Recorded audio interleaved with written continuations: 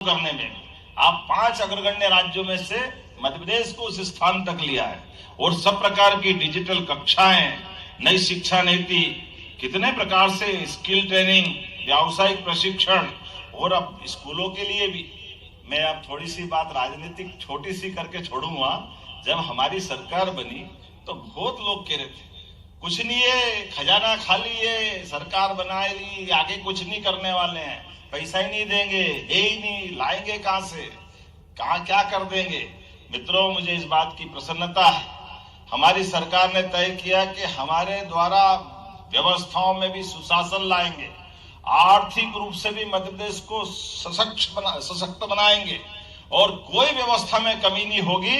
इसके आधार पर मुझे इस बात की प्रसन्नता है, देश में सबसे कम बेरोजगार दर वाला कोई राज्य हुआ है तो मध्य प्रदेश है। हमारे लिए इस बात की प्रसन्नता है।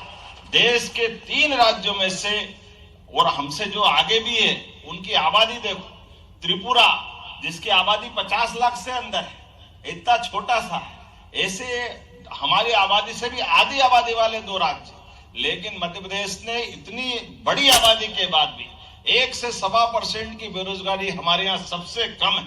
इसी प्रकार से 5 उन राज्यों में से जो सर्वाधिक अपना पूंजीगत व्यय करने वाले, जिसके आधार पर आपके सांदीपनि विद्यालय बन रहे हैं।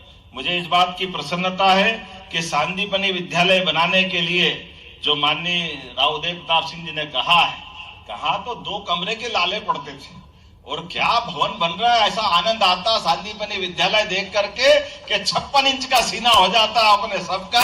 कितना बढ़िया भवन है जहां सांदीपनि विद्यालय बनता है।